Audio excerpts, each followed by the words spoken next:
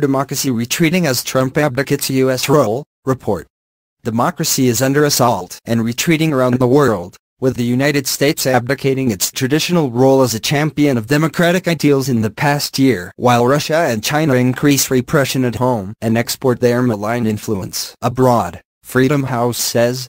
The Washington-based non-governmental group presented those findings in a report on the global erosion of political rights and civil liberties freedom in the world 2018 that it released on January 16. Democracy is facing its most serious crisis in decades, Freedom House President Michael Abramowitz said.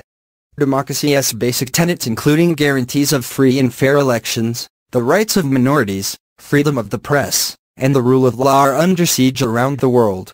The report says 2017 was the 12th consecutive year of decline in global freedom, with 71 countries suffering net declines in political rights and civil liberties.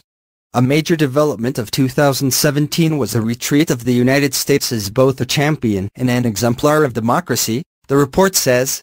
Freedom House, a political freedom and human rights advocacy group that is funded by the U.S. government, says it has tracked a slow decline in political rights and civil liberties in the United States for the past 7 years.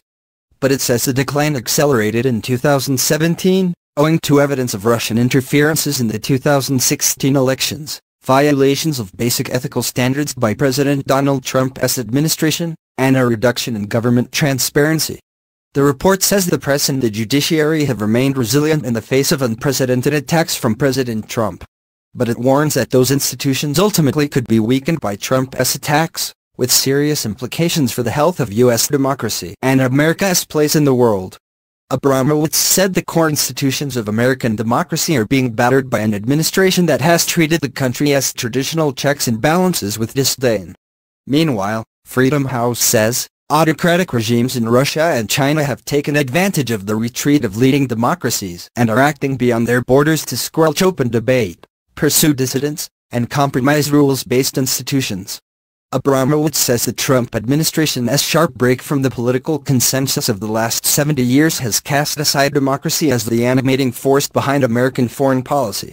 He said Trump's hastening withdrawal from the historical U.S. commitment to supporting democracies abroad has made the challenge posed by authoritarian regimes all the more powerful and threatening.